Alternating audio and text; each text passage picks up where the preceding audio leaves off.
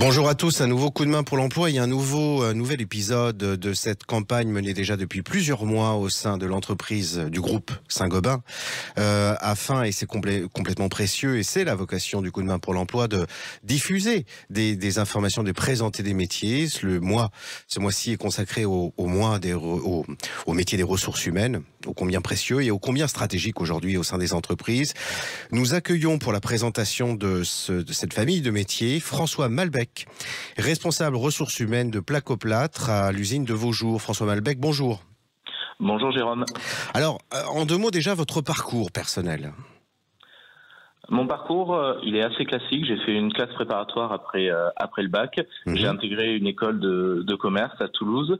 J'ai choisi une spécialisation en ressources humaines assez tôt dans mon parcours, puisque j'avais la conviction que c'était le métier qui allait me plaire, et ça ne s'est jamais démenti. En stage de fin d'études, j'ai eu la chance d'intégrer la société de La Paire, qui faisait partie du groupe Saint-Gobain, et petit à petit d'avoir été embauché dans le groupe Saint-Gobain, d'avoir occupé plusieurs postes de responsable ressources humaines, notamment dans différentes usines du groupe, et d'intégrer du coup en début 2021 l'usine de Placoplâtre à Vaujours, où j'ai la fonction de responsable RH. D'accord.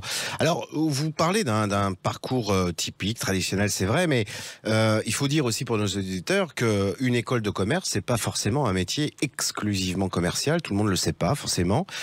On peut y puiser l'opportunité de se spécialiser, et dans les ressources humaines notamment.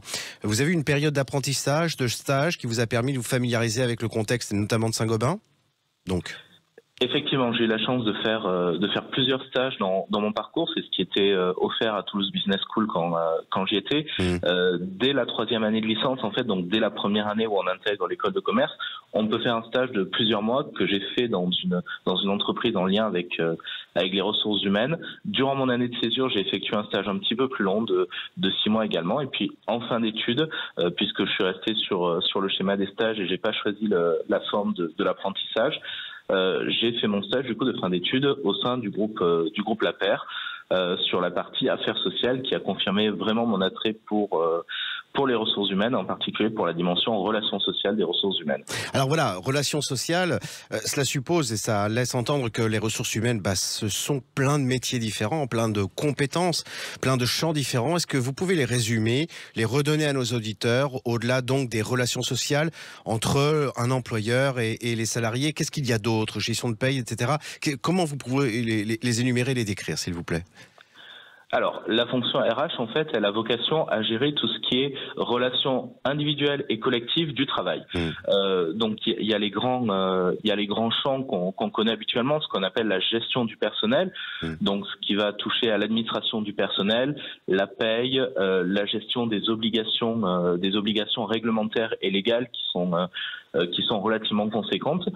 Donc ça, c'est un peu la fonction régalienne des ressources humaines, mais on s'est développé au fur et à mesure des années, depuis les années 1980. On a intégré notamment toute une partie qui aujourd'hui est très forte, c'est ce qu'on appelle le développement RH, donc qui va regrouper à la fois le recrutement, la formation, la gestion des talents, le développement des compétences, la gestion prévisionnelle des emplois et des compétences également dans une entreprise. Ça, c'est pour la partie individuelle.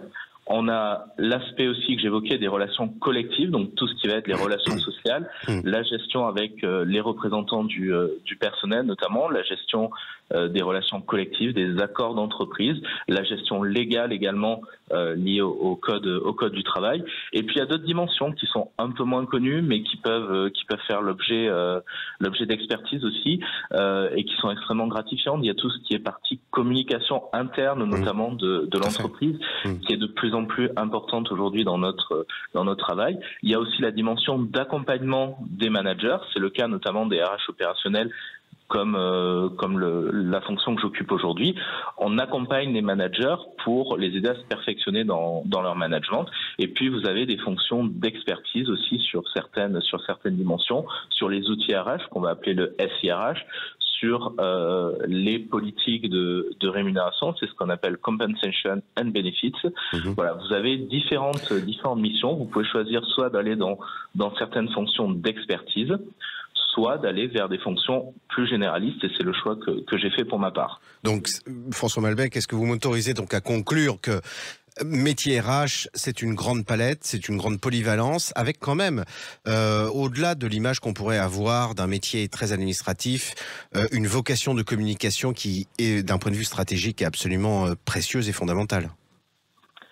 C'est tout à fait ça. On a un socle administratif qui est présent, mais aujourd'hui, la vocation des RH, c'est se développer dans l'accompagnement du business, l'accompagnement du management, des dirigeants, des collaborateurs, dans le façonnage de leur parcours individuel. François Malbec, chapeau bas pour votre parcours et mille merci de ce témoignage ô combien précieux. À bon entendeur, salut pour nos jeunes auditeurs notamment.